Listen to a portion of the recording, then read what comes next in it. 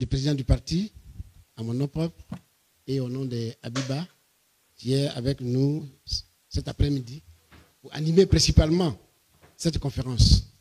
Je voulais donc saluer personnellement le secrétaire général, honorable Théidé Jean Gervais, qui est pris par ailleurs, mais qui a tenu à être là. Merci à la vice-présidente exécutive, Mme Monet Agnès, à la secrétaire générale adjointe numéro 3, Mme Fofana Namizata, à l'adjoint maire, M. Doucouré Toussaint, à mon jeune frère Kame Kame, au président de du CAP, ou bien de la CAP. C'est lui qui parle des élections. Lui, c'est son colistier, M. Anagama.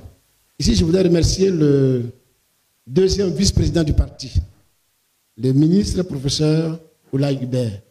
Merci d'être venu promptement nous soutenir. Merci beaucoup. Ta présence nous rassure. Inspecteur général, comment va, monsieur le ministre? Issa Mali Koulibaly, je te salue.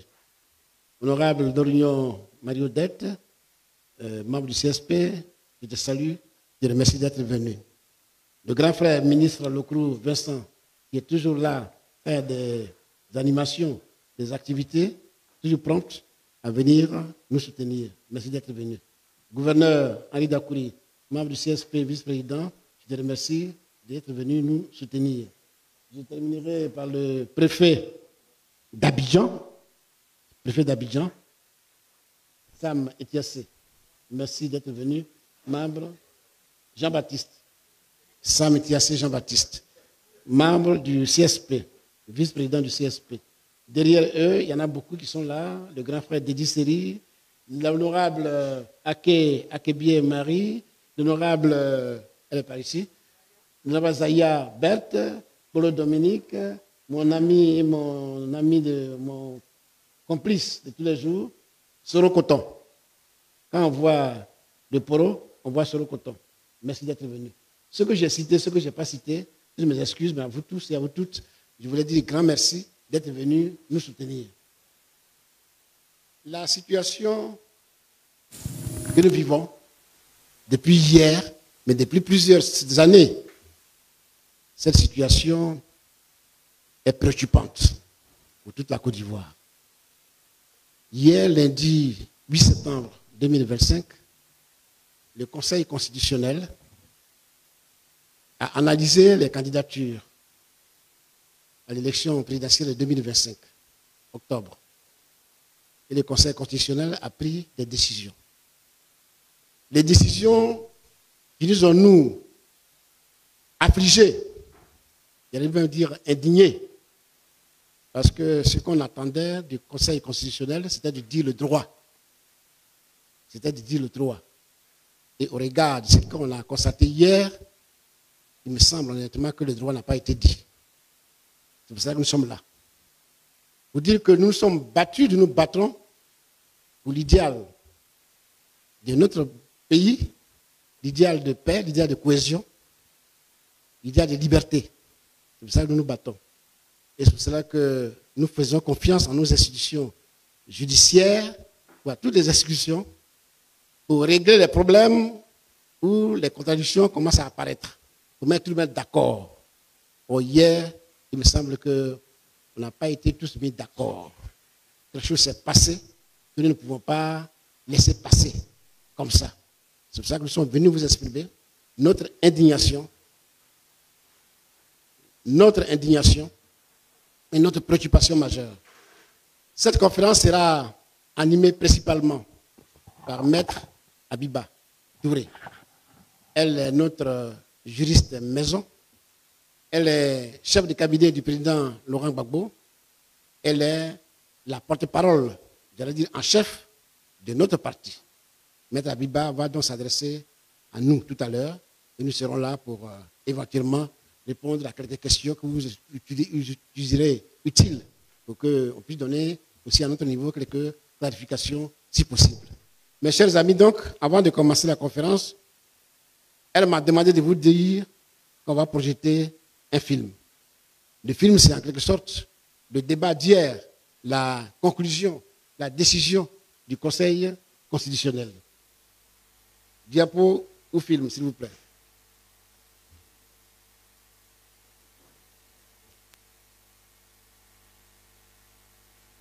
Gbagbo Laurent, né le 1er janvier 1945 à Babri Gagnoa, historien, investi par le Parti des peuples africains, Côte d'Ivoire, a déposé sa déclaration de candidature à la commission électorale indépendante le 25 août 2025, accompagné de toutes les pièces requises. Considérant que par requête enregistrée au secrétariat général du Conseil constitutionnel le 31 août 2025, le Parti des peuples africains, Côte d'Ivoire, représenté par M. Koné Katina Justin, président du Conseil stratégique et politique du dit parti, expose que M. Gbagbo Laurent, qui a figuré sur la liste électorale, en a été irrégulièrement radié et sollicite la recevabilité de la candidature de celui-ci. Qu'au soutien de sa requête, le PPACI explique que la radiation de M. Gbagbo Laurent de la liste électorale est fondée sur une décision de condamnation prononcée par une juridiction incompétente pour des faits relevant de l'exercice de ses fonctions présidentielles qui ne peuvent être poursuivis que devant la haute cour de justice. Que cette décision de justice ne lui a pas été signifiée. Qu'en outre, depuis son acquittement définitif par la Cour pénale internationale le 31 mars 2021, M. Gbagbo Laurent remplit pleinement les conditions de l'amnistie du 6 août 2018. Et par ailleurs, le Comité des droits de l'homme des Nations Unies a invité le 20 août 2025 l'État de Côte d'Ivoire à prendre toutes les mesures nécessaires pour garantir les droits politiques de M. Gbagbo Laurent, conformément à l'article 25 du Pacte international relatif aux droits civils et politiques. Que poursuivant, il indique que la condition d'éligibilité tenant à la qualité d'électeur doit être écartée de l'analyse juridique de la candidature de M. Gbagbo Laurent en raison de la suprématie de la Constitution sur les lois, notamment le code électoral, que seules doivent prévaloir les conditions d'éligibilité prévues à l'article 55 de la Constitution. Qu'il conclut que rien, ni en droit ni en fait, ne saurait faire obstacle à la candidature de M. Gbagbo Laurent à l'élection présidentielle. Considérons cependant que les moyens tirés de l'irrégularité de la radiation de M. Gbagbo Laurent de la liste électorale, du bénéfice de la loi d'amnistie ci-dessus indiquée et du communiqué du Haut Commissariat aux droits de l'homme des Nations Unies invoqué par le PPACI sont relatifs au contentieux de l'inscription sur la liste électorale, lequel relève de la compétence exclusive de la Commission électorale indépendante et des tribunaux de l'ordre judiciaire. Qu'ainsi, la juridiction constitutionnelle est incompétente pour connaître de ses chefs des demandes. Considérons qu'il résulte de la lecture combinée des articles 3, 17 et 48 du Code électoral que tout candidat à l'élection du président de la République doit avoir la qualité d'électeur comme étant régulièrement inscrit sur la liste électorale. Que n'étant pas inscrit sur la liste électorale, M. Gbagbo Laurent n'a pas la qualité d'électeur.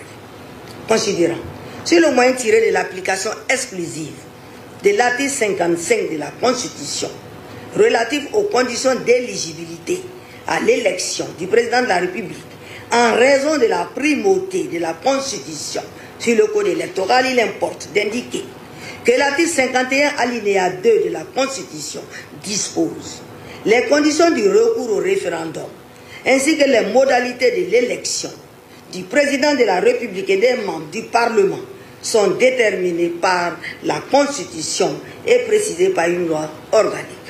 Qu'ainsi, la loi à laquelle la Constitution renvoie en l'espèce n'est autre que le Code électoral adopté par référendum les 23 et 24 juillet 2000, puis modifié par ordonnance du 8 avril 2020 portant révision du Code électoral, lequel code est en valeur et qui précise en ses articles 3, 17 et 48 que pour être éligible, il faut être électeur, inscrit sur une liste électorale, ne contrarie en rien les droits civils et politiques et sont conformes aux dispositions du pacte international relatif aux droits civils et politiques de 1966.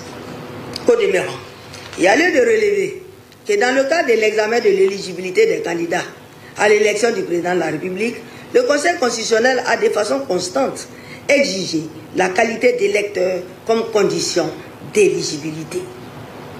Considérant au surplus que la liste de parrainages produite par M. Gbagbo Laurent comporte plusieurs parrainages invalides, notamment faux numéro de pièce d'identité 33 078, faux numéro de lecteur 7038, parrainage en double sur la même liste 37, parrainage déjà accordé à un autre candidat 2458, région et ou identité erronée 17 996, électeurs de la diaspora 4, soit 60 661 invalidations.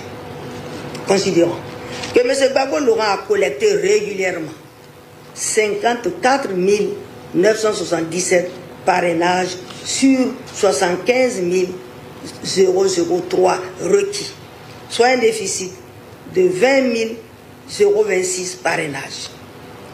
Considérant que l'application de l'article 54 du Code électoral qui confère aux candidats le droit de procéder au remplacement des parrainages annulés pour cause de double parrainage dans un délai de 48 heures, qui est de 2458 parrainages, ne peut permettre de combler ce déficit. Que par ce fait, le parrainage de 1% de l'électorat local dans au moins la moitié des régions et districts autonomes d'Abidjan et de Yamoussoukro, tel qu'exigé par l'article 51 du Code électoral, n'a pu être obtenu par le candidat. Considérant qu'il résulte de tout ce qui précède que la candidature de M. Gbagbo Laurent doit être déclarée irrécevable. Bien. Voilà donc ce qui est dit. Voilà ce que le Conseil constitutionnel dit. Nous, PPACI, qui avons parrainé la candidature du président Laurent Gbagbo, nous devons de réagir. C'est pour cela que nous sommes là.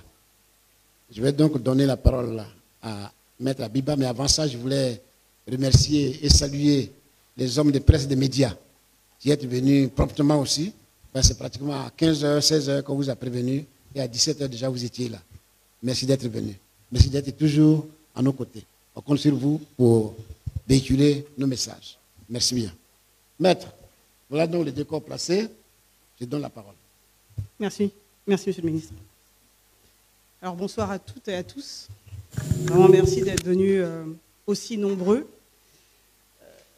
Comme vous, et on vient de le revoir, nous avons suivi attentivement la déclaration de la présidente du Conseil constitutionnel annonçant la liste définitive des candidats à l'élection présidentielle. Vous avez pu constater que sur 60 candidatures déposées, 55 ont été rejetées, y compris celle du président Laurent Gbagbo, et seuls 5 candidats ont été retenus. Cette décision est grave. Je dirais même qu'elle est très grave. Et au regard de ces motivations, nous avons le devoir d'alerter non seulement le peuple ivoirien, mais aussi la communauté internationale. Tout d'abord, nous avons malheureusement constaté le refus du Conseil constitutionnel d'exécuter une décision internationale. Il faut effectivement préciser que le 20 août 2025, le Comité des droits de l'homme des Nations Unies a adressé une demande claire à l'État de Côte d'Ivoire, à savoir de prendre toutes les mesures nécessaires pour garantir que le président Laurent Gbagbo puisse exercer ses droits politiques en application de l'article 25 du pacte international relatif aux droits civils et politiques.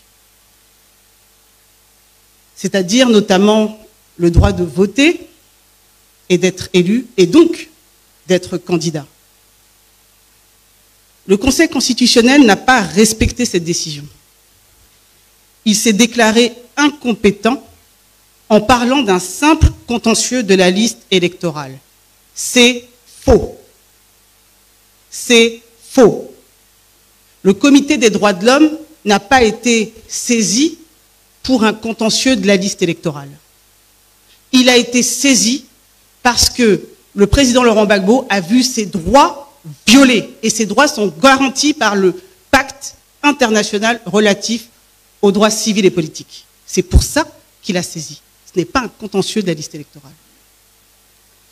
Il ne s'agissait donc pas d'un problème technique sur une liste électorale, il s'agissait d'une obligation internationale qui engage l'État tout entier, et donc le Conseil constitutionnel également, au nom de l'article 123 de notre propre Constitution, qui reconnaît la supériorité des traités internationaux et accords internationaux sur nos lois internes.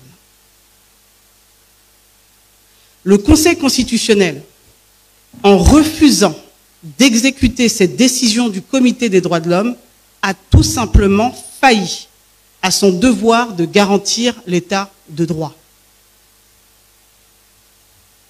Et c'est vraiment grave, pour le coup. Nous avons également constaté une fausse interprétation des conditions d'éligibilité. Notre Constitution, la Constitution ivoirienne, en son article 55, est limpide. Ça ne souffre d'aucune ambiguïté. Pour être candidat à l'élection présidentielle, il faut avoir au moins 35 ans, être exclusivement ivoirien, jouir de ses droits civils et politiques et être né de père ou de mère ivoirien d'origine. Rien d'autre. Aucune mention d'une inscription obligatoire sur une liste électorale.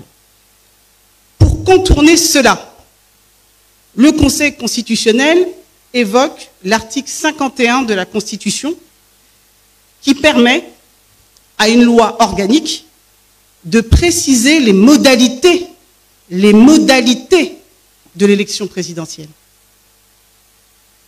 Mais ce que le Conseil constitutionnel oublie volontairement de dire, c'est que le code électoral n'est pas une loi organique. C'est une loi modifiée par une ordonnance rendue par le chef de l'État, président du RHDP, et qui est aujourd'hui candidat à l'élection présidentielle. Et surtout, j'insiste là-dessus, une modalité n'est pas une condition d'éligibilité. Une modalité n'est pas synonyme d'une condition.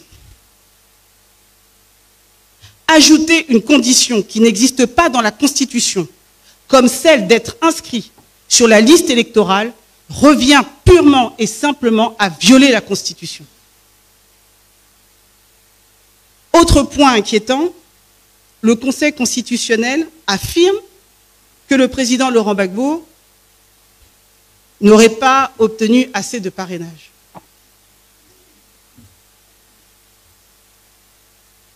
Alors, il parle d'un seuil de 75 003 parrains requis et indique que le président n'aurait recueilli que 54 977. C'est ce que vous avez entendu. Mais regardons les textes. L'article 51 du Code électoral, puisque le Conseil constitutionnel semble plus se référer au Code électoral qu'à la Constitution. Allons-y. L'article 51 du Code électoral exige 1% de parrainage dans au moins la moitié des régions et districts de Côte d'Ivoire. La Côte d'Ivoire compte 33 régions et districts. Donc la loi impose un seuil de 17 régions et districts et pas plus. Pas plus. 17 régions et districts, pas un de plus. C'est ce que le Code électoral exige. Or, le président Laurent Gbagbo a collecté des parrainages dans 27 régions. C'est 10 régions et districts de plus que ce que la loi lui demandait. Alors d'où vient ce chiffre de 75 003 parrains que nous exige le Conseil constitutionnel? Puisqu'ils disent, c'est parce que nous n'avons pas atteint le chiffre de 75 003 parrains qu'ils ont invalidé la candidature du président Laurent Gbagbo. Vous savez ce qu'ils ont fait? Ils ont juste additionné 1% de l'électorat dans 27 régions, au lieu de 17.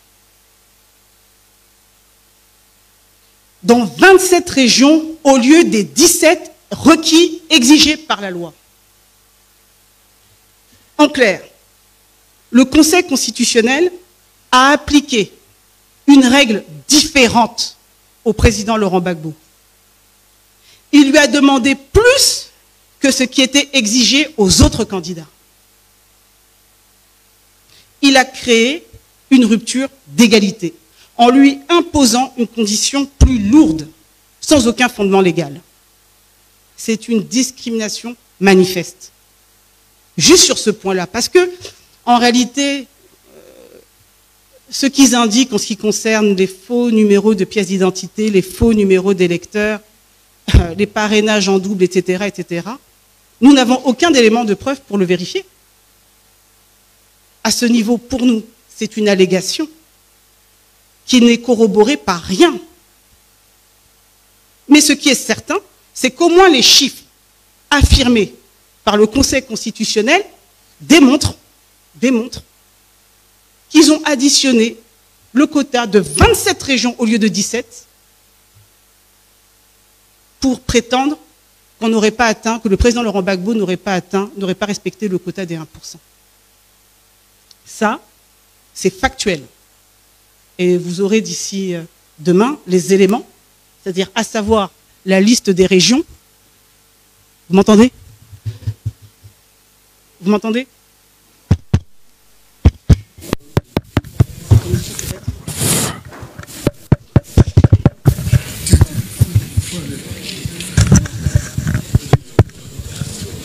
Vous m'entendez?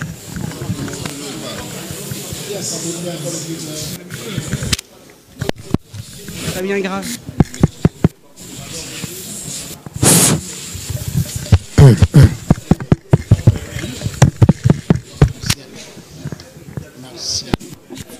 Martial.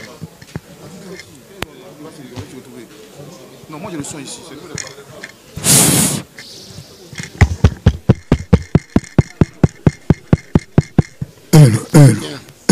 Qui a la sonore?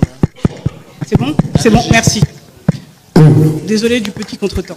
Donc j'indiquais que vous aurez d'ici demain, en fait, une brochure complète, c'est-à-dire à savoir, et vous verrez clairement qu'effectivement, voilà ce qu'a fait le Conseil constitutionnel. Rupture d'égalité, il est demandé au président Laurent Gbagbo 27 régions. Nous n'avons aucun élément pour justifier des allégations du Conseil constitutionnel en ce qui concerne les fausses pièces d'identité, etc. Mais au moins, si on se limite aux 54 977 parrainages qu'il valide, vous conviendrez que même si on prend 1% de l'électorat national, nous avons dépassé le quota des 17 régions. Si on prend la moitié, on a dépassé le quota des 17 régions, puisqu'on devrait tourner aux alentours de 46 000, si je ne me trompe pas. Bon, voilà. Donc, voilà ce qui a été fait. Autre fait troublant, nous avons formulé plusieurs réclamations au Conseil constitutionnel. Parmi celles-là, il y avait la rectification du nom d'une candidate, Mme Simone Ivé, qui continue d'être appelée épouse Gbagbo dans les documents officiels, alors que le divorce est acté et définitif. La deuxième réclamation consistait à l'inéligibilité d'Alassane Ouattara pour un 4e mandat, en violation de l'article 55 de la Constitution. Sur la première, le Conseil constitutionnel s'est déclaré incompétent. Mais sur la seconde, il a jugé notre réclamation irrecevable. Parce que notre candidat Laurent Gbagbo avait été déclaré lui-même irrecevable. Donc nous serions plus recevables à faire des réclamations. Je résume. Pour la première réclamation, il se déclare incompétent. Ça signifie qu'il ne conteste pas notre recevabilité, mais il se déclare incompétent pour se prononcer sur le nom d'une candidate. Mais sur la deuxième réclamation concernant l'inéligibilité d'Alassane Ouattara, là, il nous déclare irrecevable. C'est-à-dire qu'il ne développe même pas. Il nous déclare irrecevable. Pourquoi alors avons-nous été recevables dans un cas et irrecevables dans l'autre? Ce deux poids, deux mesures ne s'explique pas dans une même décision par rapport aux mêmes demandeurs. Soit nous sommes irrecevables pour tous, soit nous sommes recevables pour tous, mais on ne peut pas, dans un cas, être recevable et dans l'autre cas, être irrecevable. Mais nous notons que quand il s'agissait de protéger le nom du président Gbagbo utilisé par un autre candidat, on nous répond « vous êtes recevable, mais on est incompétent ». Mais quand il s'agit de contester un quatrième mandat de M. Alassane Ouattara, on nous dit « vous êtes irrecevable ». Tout de suite. Cela ne peut que nourrir des doutes sur l'impartialité du Conseil constitutionnel qui refuse manifestement de prendre en considération les arguments difficilement contestables sur le quatrième mandat voulu par M. Alassane Ouattara. L'attitude du Conseil constitutionnel face à la Constitution interroge donc. Ça nous interroge. En effet, l'article 127 de la Constitution, là c'est un autre exemple que je vous donne, pour montrer à quel point le Conseil constitutionnel, dans son application, dans son respect de la Constitution, est problématique. Vous avez l'article 127 de la Constitution, qui prévoit que la CEI, donc la Commission électorale indépendante, doit publier la liste provisoire des candidats. Ça, c'est constitutionnel. La Constitution le dit clairement, c'est la Commission électorale indépendante qui publie la liste provisoire des candidats. Et le Conseil constitutionnel, lui, doit publier la liste définitive des candidats 15 jours avant le premier tour du scrutin. Une lecture littérale de la Constitution dit que le Conseil constitutionnel doit lui publier la liste définitive au plus tard, l'élection étant le 25 octobre, le 10 octobre. Ça, c'est constitutionnel. Mais que s'est-il passé dans les faits? Dans les faits, c'est le Conseil constitutionnel lui-même qui a publié la liste provisoire, en violation donc de la Constitution, et puis la liste définitive, 45 jours avant le scrutin. Conformément à ça, quand il fait ça, il se conforme au Code électoral, l'article 56 du Code électoral, mais il viole la Constitution, en son article 127. Il préfère donc choisir entre la Constitution et le Code électoral, il préfère choisir d'appliquer le Code électoral et pas la Constitution. Ça, c'est clair. C'est factuel. Vous pouvez vérifier. Article 127 de la Constitution. Ce Code électoral, en plus, et je le rappelle et j'insiste, qui a été modifié par ordonnance du chef de l'État Alassane Ouattara, qui est aussi candidat à l'élection présidentielle et président du RHDP. En acceptant d'appliquer un texte ordinaire, finalement, modifié par le chef de l'État, président du RHDP, candidat à l'élection présidentielle, au lieu de respecter et d'appliquer la Constitution, le Conseil constitutionnel a manqué à son rôle de gardien de la loi fondamentale. En somme, nous sommes aujourd'hui à un tournant. Le président Laurent Gbagbo a déposé sa candidature. Il a respecté la Constitution. Et il a rempli toutes les conditions fixées par la Constitution. Mais sa candidature a été rejetée au mépris de la Constitution, au mépris de l'égalité, au mépris des engagements internationaux pris par la Côte d'Ivoire. Dans cette élection, et ça j'attire votre attention sur ce point, seules deux forces, seuls deux grands partis ont contesté devant le Conseil constitutionnel le 4e mandat voulu par M. Alassane Ouattara. Seuls deux grands partis l'ont fait, le PPACI et le PDCI. Et ce sont précisément leurs deux candidats qui ont été écartés.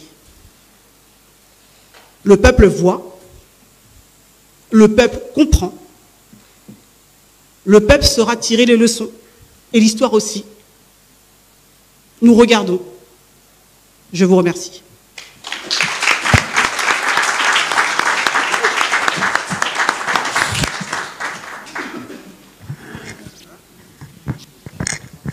Bien. On entend, chers consoeurs, chers confrères, on entend vos questions. Questions, Maître Pex, est-ce qu'on prend 3-4 questions, on répond et après on prend une autre série ou bien on répond au fur et à mesure? 4. S'il vous plaît, les portables, vous les mettez sous silence, s'il vous plaît. Oui. Monsieur en t-shirt orange, votre nom d'abord. Votre nom. On prend une série de 4 d'abord. D'accord. Je suis Sapel Monet de l'Intelligent d'Abidjan et l'Intelligent TV. D'accord, merci. Quelqu'un d'autre, s'il vous plaît? Oui. Samuel?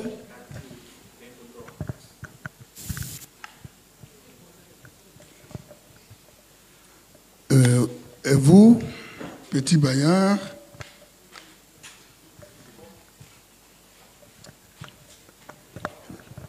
La voix originale.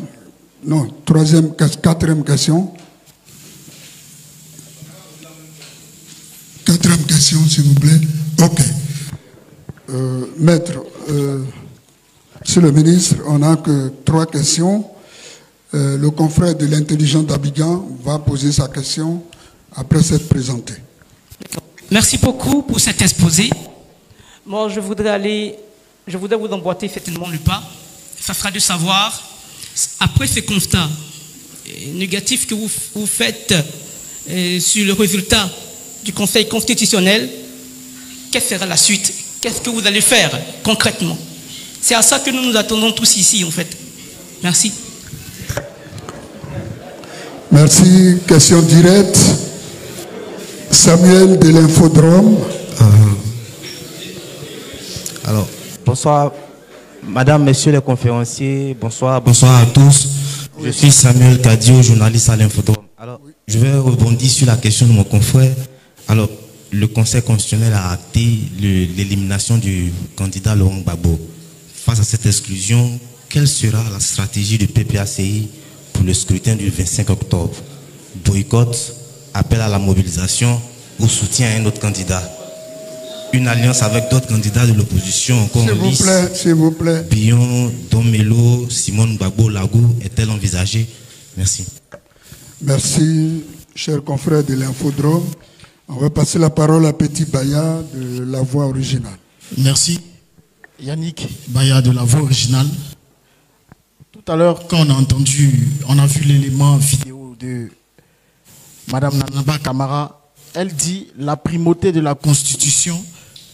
Elle parle de primauté de la Constitution sur le code électoral.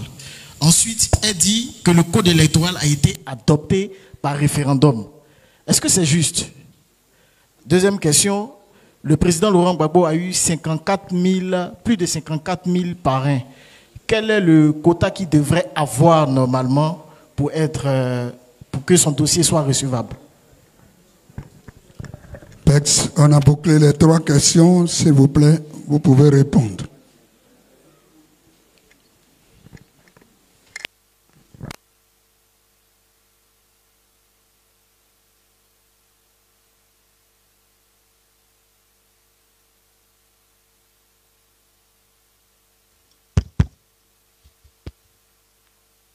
L'Intelligent d'Abidjan et l'Infodrome.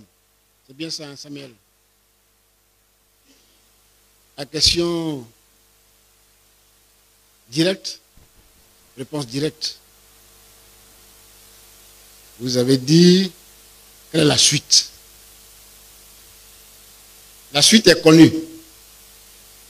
La suite, c'est la lutte que nous avons commencée, qui va continuer jusqu'à ce que on rentre dans nos droits, jusqu'à ce que la Côte d'Ivoire respecte les droits de ses citoyens et que le pays soit libre, et que les Ivoiriens soient libres, et que nous obtenions un pays de paix, un pays de cohésion. Donc la lutte que nous avons commencée depuis, vous dites que Laurent Gbagbo doit être sur la liste électorale à l'époque, mais surtout il doit être candidat à l'élection présidentielle, c'est celle-là que nous allons mener. C'est celle-là que nous allons mener. Parce qu'aujourd'hui, au jour d'aujourd'hui, les organisations internationales nous emboîtent le pas. On a donné l'exemple tout à l'heure de la Commission des droits de l'homme de l'ONU. Donc on n'est plus seul. C'est cela que les gens ne veulent pas respecter. J'ai dit à quelqu'un qui m'a interrogé sur ce sujet un jour, il disait que la Côte d'Ivoire a refusé d'appliquer une première décision de ce genre, qui avait été prise par la Cour internationale, la Cour africaine des droits de l'homme. La Côte d'Ivoire a refusé d'appliquer, et la Côte d'Ivoire est sortie de la Commission des droits de l'homme et du peuple de l'Union africaine. J'attendais aujourd'hui que la Côte d'Ivoire sorte des Nations Unies. C'est ça que nous attendons. Donc la dame qui a prononcé son verdict doit appliquer, elle a dit avant moi, la décision de la Commission des droits de l'homme de l'ONU. Donc la bataille politique va continuer. À cela, il faut ajouter la bataille politique concernant le 4e mandat du président Ouattara. Vous savez ce qu'on a dit sur le 4e mandat? Nous sommes aujourd'hui engagés à lutter contre ce 4e mandat. Donc, chers amis, la question directe, réponse directe. Voilà ce que je peux dire. Ça rejoint la stratégie dont a parlé Infodrome. Nous avons le temps de mettre des stratégies en place, mais ce n'est pas ici qu'on va vous parler de notre stratégie. Nous sommes un parti politique qui se respecte. Donc, ce genre de dossiers, les règles au niveau du parti politique. Nous avons le temps. Nous sommes aujourd'hui 9 septembre. Les élections ont lieu le 25 octobre. Nous avons le temps de malaxer tout ça et venir vous dire un jour ce qu'on a décidé. Pour l'heure, nous sommes dans la lutte politique pour, disons, le refus du 4e mandat et pour la candidature du président Laurent Gbagbo. Je vous remercie. Merci, je vais répondre donc aux 2 dernières questions. Alors, est-ce que la loi a été adoptée par référendum? La loi initiale, oui. Ce qu'on indiquait, c'est qu'elle a été adoptée par référendum et ensuite modifiée par un certain nombre d'ordonnances, dont la dernière est une ordonnance prise par M. Alassane Ouattara. Mais en réalité, ça change quoi? Puisque quand on lit l'article 51, et je vais vous en faire lecture, l'alinéa qu'elle a visé, il dit ceci: les conditions du recours au référendum ainsi que les modalités de l'élection du président de la République et des membres du Parlement sont déterminées par la Constitution et précisées par une loi organique. Je dis et je répète que le code électoral n'est pas une loi organique. Ce n'est pas une loi organique. Et je dis et je répète, quand on lit la Constitution, les modalités de l'élection du président de la République, les modalités de l'élection du président de la République, ce ne sont pas les conditions de l'élection à la présidence de la République. Ce sont 2 choses différentes. Donc, clairement, je veux bien qu'on vise l'article 51, mais il ne faut pas faire dire à l'article 51 ce qu'il ne dit pas. En aucun cas, l'article 51 ne permet à quiconque de rajouter des conditions à celles fixées par la Constitution. En ce qui concerne le quota qu'il devait avoir pour remplir les conditions, ce sont les conditions fixées par le code électoral, et qui sont assez claires. On demande 1% dans au moins la moitié des régions et districts du pays. Voilà, 1% dans au moins la moitié des régions et des districts du pays. Tout à l'heure, je vous ai dit, si on essaie de schématiser, à partir du moment où on doit avoir un corps électoral national d'environ 8 400 000 et quelques mille électeurs, 1%, on doit tourner aux alentours de 84 000, 85 000. La moitié, on tourne aux alentours de 43 000, 45 000, allons-y, 45 000. Ça, c'est si on fait une application globale. Bon. Mais eux-mêmes, sur les 45 000, si on doit faire cette lecture-là, le président aurait obtenu, selon eux, parce que nous estimons que ce chiffre a été revu au rabais pour les besoins de la cause, mais eux-mêmes reconnaissent à minima 54 977. Bon. Mais ce qu'on dit, et ça, je vous invite vraiment vous-même à le vérifier, c'est qu'à partir du moment où elle estime que le président Laurent Gbagbo aurait dû atteindre 75 003 parrainages, elle a appliqué au président Laurent Gbagbo une condition qu'elle n'a pas appliquée aux autres. Mais elle a appliqué au président Laurent Gbagbo une condition non prévue par le code électoral. Ça, c'est clair. Enfin, je veux dire, 75 000, vous allez voir, on va vous communiquer la liste des 27 régions. Qu'est-ce qu'ils ont fait? Ils ont pris la liste des 27 régions où le président Laurent Gbagbo a été parrainé. Ils ont pris la liste. Ils ont additionné. Ils ont défalqué... Comme ça. Non. Ils ont défalqué de tout plus de 60 000 électeurs. Voilà, bim, on nous enlève plus de 60 000 électeurs. Plus de 60 000 parrains, excusez-moi. Et puis ils disent, bon voilà, vous avez que 54 000, or vous devez atteindre 75 000. Mais jamais, c'est pas ça. C'est pas comme ça qu'on fait. Quand on demande 1% de l'électoral local, mais dites-nous dans quelle région, dans laquelle des 27 régions, le président Laurent Gbagbo n'a pas atteint les 1%. Là, ça aurait eu du sens. Mais on ne nous dit pas dans quelle région. On nous dit qu'il aurait dû obtenir 75 000, il n'a pas obtenu 75 000, donc on invalide sa candidature. C'est anticonstitutionnel, c'est illégal, ce n'est pas normal, et c'est une rupture manifeste d'égalité des droits des candidats. Puisqu'on a appliqué au candidat Laurent Gbagbo des conditions différentes à celles des autres candidats. Ça, c'est factuel. Et vous pouvez le vérifier. C'est factuel. Elle a dit de sa bouche, c'est pas moi qui le fais dire, elle a dit de sa bouche devant les télés du monde entier. 75 000, d'où elle tient ce chiffre? D'où elle tient ce chiffre? Et je vous le dis, on le sait. Elle s'est limitée à additionner 1% des 27 régions. Elle dit, voilà ce que tu aurais dû faire. Non, pourquoi? Nous avons été au-delà. La loi nous prévoyait 17. Le président a été jusqu'à 27 régions. Mais la loi, elle, ne prévoyait que 17. Pourquoi nous dire non, si tu n'atteins pas les 75 000, j'invalide ta candidature? On a essayé de l'humilier, c'est tout. Ils ont essayé d'humilier le président Laurent Gbagbo. Ça ne répondait à rien d'un point de vue légal. À rien. Et c'est une rupture manifeste d'égalité.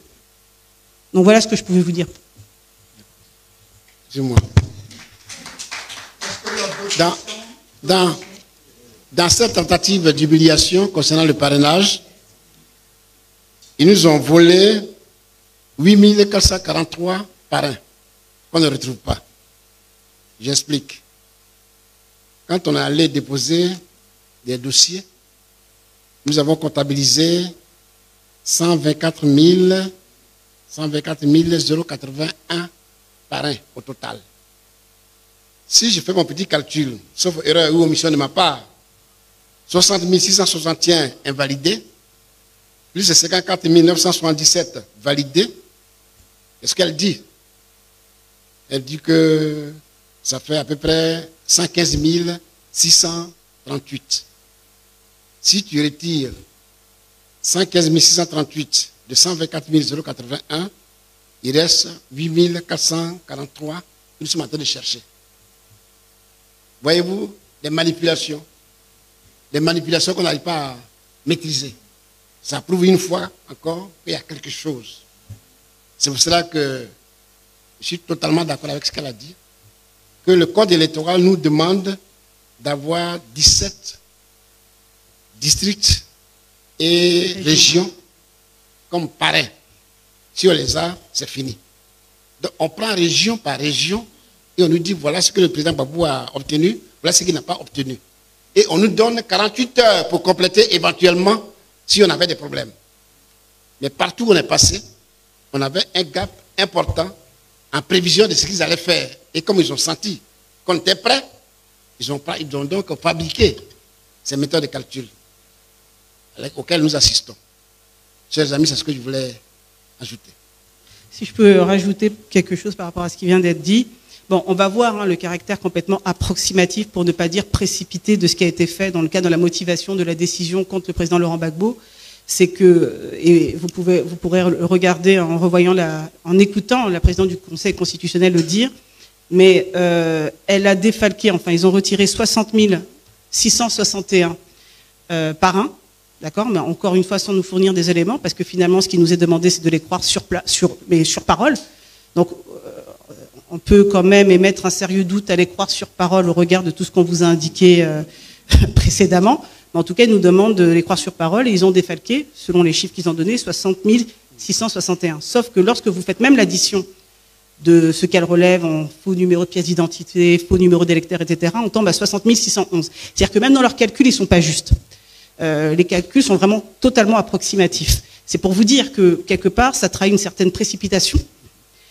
Je ne parlerai pas, je n'irai pas plus loin parce qu'il s'agit quand même, et c'est grave, de notre Conseil constitutionnel, et c'est dramatique pour la Côte d'Ivoire. C'est vraiment dramatique. Mais en tout cas, ce qui est flagrant, c'est vraiment le fait qu'on a voulu neutraliser le candidat Laurent Gbagbo. Donc voilà ce que je voulais rajouter. Merci beaucoup. Bien, dernière liste, s'il vous plaît. Oui, vous, monsieur.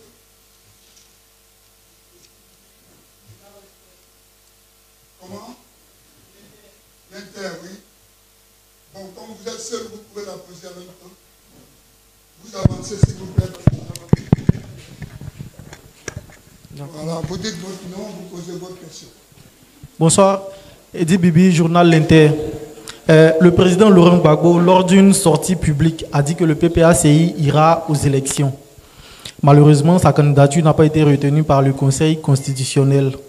On sait aussi que récemment, au sein du PPACI, il y a eu une polémique sur la candidature des précautions qui a été proposée par Awa Domelo, lequel d'ailleurs a vu sa candidature validée par le Conseil constitutionnel, contrairement à d'autres. Donc, au regard de cette situation, vu que les décisions du Conseil constitutionnel ne sont pas susceptibles de recours, est-ce que désormais le PPACI envisage de demander à M. Awa Domelo d'offrir sa candidature au PPACI, sa candidature de précaution, comme il l'avait proposé auparavant?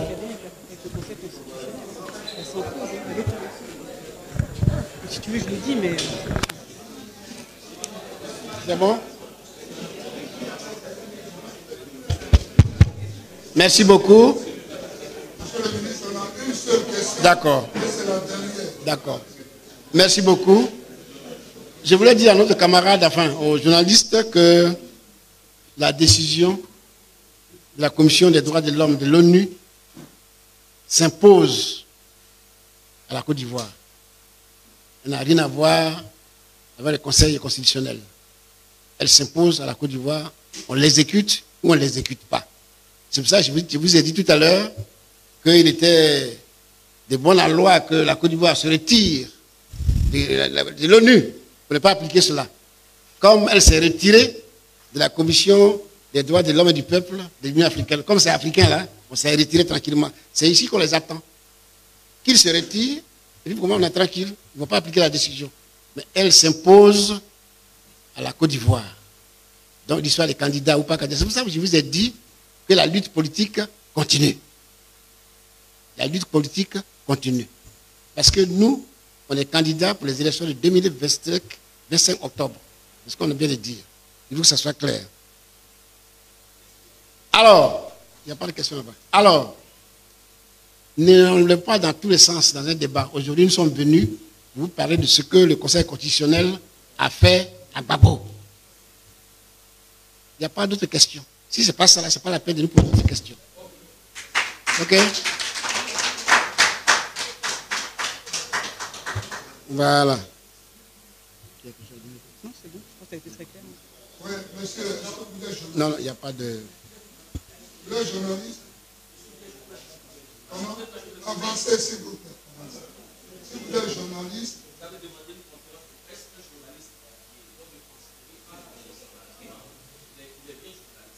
merci beaucoup.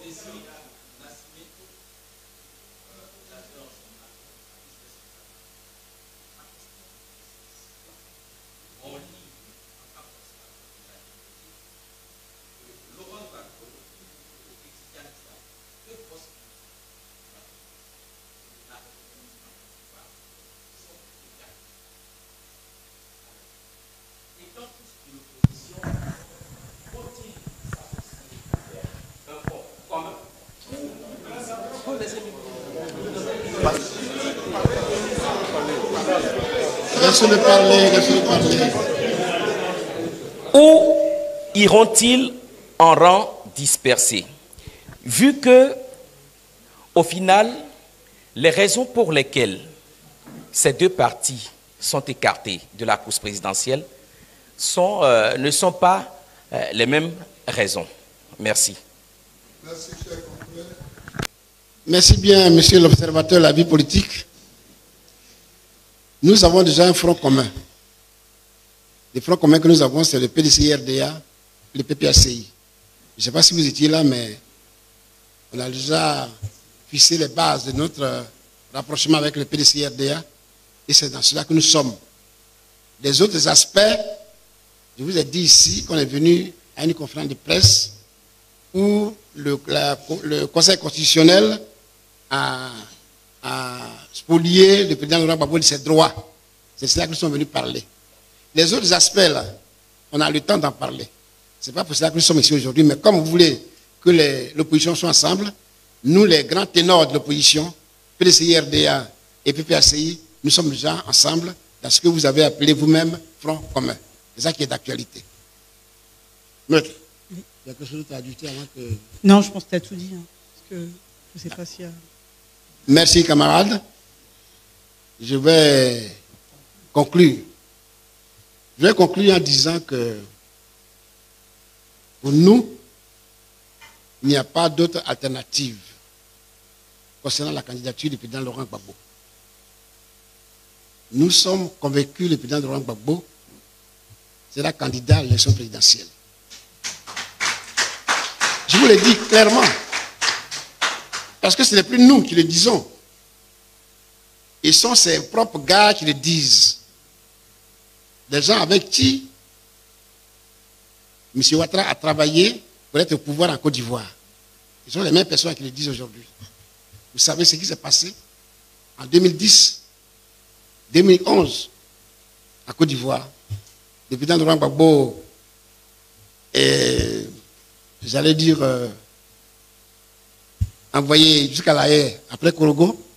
Il y a passé 8 ans comme prisonnier. Il est sorti, blanchi totalement. Il a passé 2 ans en exil. Il est rentré en Côte d'Ivoire. Donc, ce monsieur-là, qui hier était vilipendé par le monde entier, on reconnaît aujourd'hui sa valeur d'homme intègre. Il a bravé la justice internationale, il est revenu. C'est cette même justice internationale qui dit à M. Ouattara, pour parler de la commission des droits de l'homme, il faut que le président Laurent Gbagbo soit candidat à l'élection présidentielle. Nous allons poursuivre cette voie, dans cette voie, en disant ce que nous avons toujours dit, mais nous allons nous focaliser sur cela, d'abord. Et deuxièmement, nous avons une bataille à mener contre le 4e mandat de M. Ouattara. Ça a été dit et c'est clair. Là aussi, nous allons continuer la même lutte politique. Vous l'a dit, nous menons la lutte politique pacifique selon les règles, selon la Constitution, selon les moyens que la Constitution nous donne. Parce qu'on est trop vite allé en besogne quand ces choses, on veut les noyer. Nous mènerons cette lutte selon les moyens que la Constitution de la Côte d'Ivoire met à notre disposition. On va la mener crânement jusqu'au bout. C'est pour cela que, en guise d'appel, que j'avais lancé aux camarades militants du PPACI, aux camarades militants du PDCI-RDA, nous sommes dans un front commun, aux sympathisants, aux démocrates de Côte d'Ivoire, c'est de tout faire pour que nos droits soient respectés. C'est de tout faire pour faire barrage au 4e mandat. Alors, si on ne fait rien et que le 4e mandat prospère, c'est notre pays qui est confronté à des problèmes futurs. On ne le dit pas pour Laurent Gbagbo seulement, on le dit pour la Côte d'Ivoire. On le dit pour la Côte d'Ivoire. C'est-à-dire, si on se joue à ce jeu-là et que tout cela prospère, c'est le pays que nous voulons construire là, que nous sommes nous-mêmes en train de détruire. C'est pour ça que nous nous battrons pour que la constitution ivoirienne soit respectée. Je vais répondre à quelqu'un qui a dit que la décision de la constitution n'est recours, non. Et en dernier recours. En dernier recours. Dernier recours, décision de dernier recours. Nous sommes à Côte d'Ivoire. Hein. Ici, les constitutions sont susceptibles de recours. Ici à Côte d'Ivoire, les décisions du Conseil constitutionnel sont susceptibles de recours. Vous êtes jeune, donc vous n'avez pas encore peut-être appris ça, bien on ne l'a pas entendu, mais on sait, on est ici. C'est le seul pays où la Constitution, le Conseil constitutionnel décide et le lendemain on dit non, il faut dire autre chose. Ça s'est passé ici. Donc, entre nous, soyons humbles et avançons tranquillement pour notre pays. Je disais donc non. Justement par rapport à ça, parce que ce que tu dis est tellement juste, c'est tellement juste. Et puis il faut quand même rappeler, parce qu'on a tendance à l'oublier, mais le Conseil constitutionnel n'est pas au-dessus de la Constitution. Le Conseil constitutionnel n'est pas au-dessus de la Constitution. Donc quand le Conseil constitutionnel viole la Constitution, il se décrédibilise et perd toute légitimité. Merci. Merci beaucoup. Merci beaucoup. Donc, chers amis, nos militants, nos sympathisants, tous les démocrates, nous leur demandons de rester vigilants. De rester vigilants. Et que nous-mêmes, en tant que parti politique, dans les jours à venir, nous allons nous réunir pour avoir donné la conduite à tenir face à cette situation. Aujourd'hui, nous sommes venus pour parler de la situation, disons, de la décision du Conseil constitutionnel vis-à-vis de notre candidat. Pour le reste, faites confiance au parti. Nous sommes en train de travailler. Nous allons réunir les instances du parti et on vous reviendra pour ce qu'on a à faire.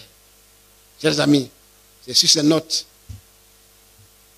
que je voulais, au nom de Abiba Touré Maître, au nom de tous les camarades qui sont venus nous soutenir, vous dire à vous les journalistes qu'on se donnera rendez-vous pour une autre fois, que nous sommes en train de travailler pour dire à nos militants ce qu'il y a à faire. Mais laissez-nous statuer dans les différentes instances de notre parti. Je vous remercie. Merci.